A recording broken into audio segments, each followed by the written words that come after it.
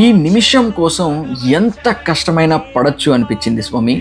చివరికి మండలం పాటు దీక్షనైతే పూర్తి చేసుకొని శబరిమలైకైతే బయలుదేరడం జరిగింది. ఇంతకీ మండలం అంటే ఎన్ని రోజులు? మార్గ మధ్యలో అన్ని కొండల మధ్య ఆ దానాలు చేసుకొని పూజలు చేసుకోవడం, ఈ అనుభూతిని అయితే మాటల్లో చెప్పలేను స్వామి.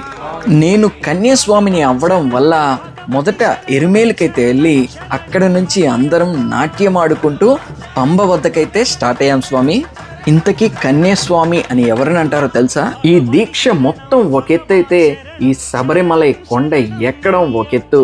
ఇక్కడ కొండలు కేవలం నిటారుగా ఉండడమే కాకుండా కింద ఉండే ఆ గులకర్రాళ్ళు ఇవన్నీ చూశాక స్వామి తన భక్తులకు పరీక్ష పెడుతున్నట్టే అనిపించింది స్వామి. ఇలాంటి పరీక్షలు ఎన్ని ఉన్నా భక్తులందరూ 18 మెట్లు చేరుకున్న తర్వాత అందరి నోట ఒకటే నామస్మరణ, స్వామియే శరణమయ్యప్ప.